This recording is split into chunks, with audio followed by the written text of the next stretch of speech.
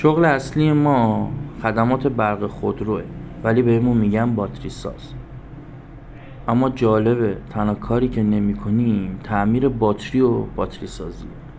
چون ما اینجا فیوز، جعبه فیوز، استوپر تعویض میکنیم، دستگاه دیاگ میزنیم، انواع پمپ بنزین رو تعمیر میکنیم، تیغ برفاکن عوض میکنیم، ECU تعمیر میکنیم، شمعای ماشین رو باز میکنیم، بررسی میکنیم از لحاظ سلامت، داشبورد ماشین رو باز و بس میکنیم، کوئل باز میکنیم، تعویض میکنیم.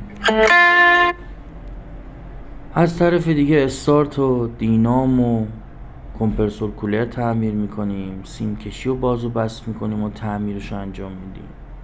کیلومتر دستک چراغ باز و بس میکنیم. سوزنهای انژکتور رو باز میکنیم، از روی ماشین سرویساش رو انجام میدیم و مجددا میبندیم. میخوام اینو بهت بگم، ما هر کاری میکنیم دستامون سیاه بشه ولی رومون سیاه نشه.